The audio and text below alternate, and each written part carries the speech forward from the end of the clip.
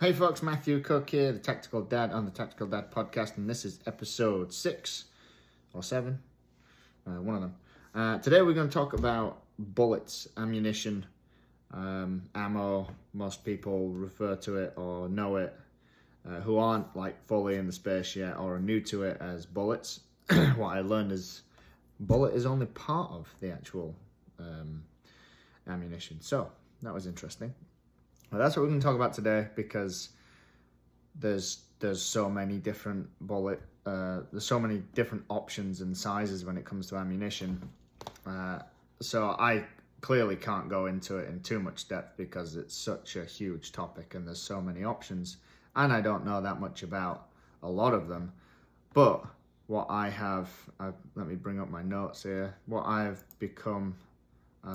just started to become familiar with is that the bullet is not the whole thing. It's just part of the piece. So there's the casing, the powder, and the primer. And I have a 9mm, so and you'll hear a lot, like if you're getting into guns, you're getting into owning a firearm, for most likely home defense. You have a family, you want to protect yourself, want to protect your family. It's likely that you're going to be pointed in the direction of a 9mm because it's big enough to like take somebody out or take someone down. It's got a little bit more, packs a little bit more of a punch. Accessible. We talked about this in the last one. Like the ammunition is pretty accessible. It's not too expensive. Like it's a good starting place. So that's what I have.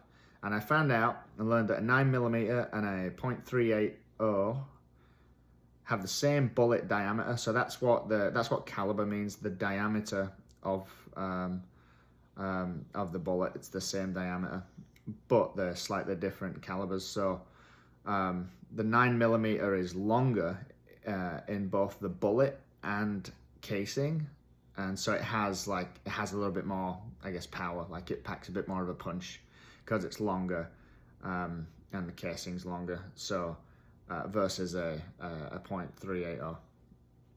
So and then we're not going to talk about rifle ammunition today, by the way, either, because when I looked at that was like almost, I saw on an image, I saw like 3 times the amount of ammunition. So I got to learn more about that before I talk about it.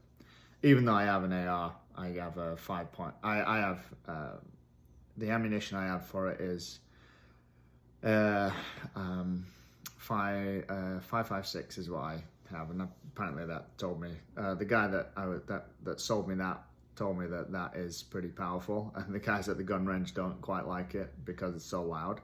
But we'll get into rifle ammunition another time. Today's just handgun and pistols. So then come to find that .38 Special and .357 Magnum both use the same diameter bullet, and the .357 Magnum is just a little longer and more powerful. So similar to the 9mm in the .380, just slightly like same.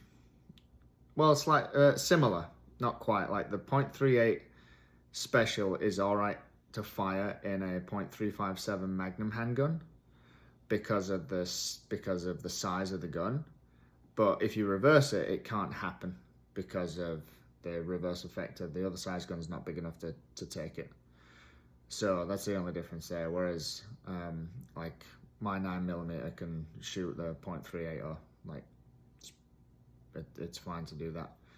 And then there's actually different terminology I find as well.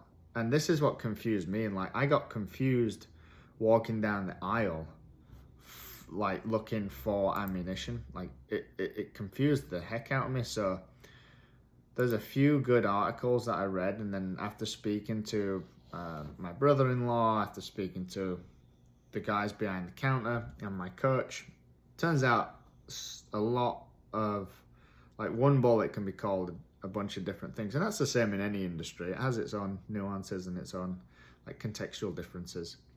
So a 9mm Luger, 9x19mm Parabellum, 9mm NATO, and 9mm Parabellum are all the same, and like it can get quite confusing. because some people refer to it in a different way, but they're all the same. They're all the same. So I'll no doubt find that other bullets have the same issues or differences. Then, because we're talking, and I'm focusing on home defense and being in a position to protect my family, first and foremost, it is quite important. I feel it's important, and from what I was reading and what I came across, stressed the importance of it as well, is a round nose and a hollow point. So a round nose is what, like, I just thought that was all you had. I didn't know of these two differences, and it's pretty interesting. The hollow point, or the differences between a round nose and a hollow point. So the round nose is what you're really going to use for practicing, what you're going to be using at the range. It's a little cheaper, and it's basically like you're just shooting through a piece of paper. Oh, if you, depending on the range, like you might be shooting at a steel target, but round nose is what you're going to use for that, mainly because it's a little cheaper. Because when you're practicing, you're gonna have a bunch of shots that probably suck, so you don't want to use expensive ammunition. And the hollow point, I should probably link to like an image of this, but go and search on Google, you'll come across it. It's not like I'm reinventing the wheel here. The hollow point, you can see how once it hits something, upon impact, it unravels and spreads out, so like it expands as soon as it hits something. And that's the whole point. Upon impact, it should expand.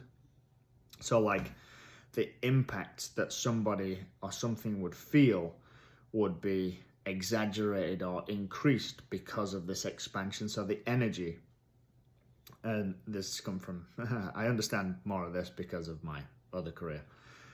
The energy that is transferred into the object is dispersed in a way that you could say would pack more of a punch.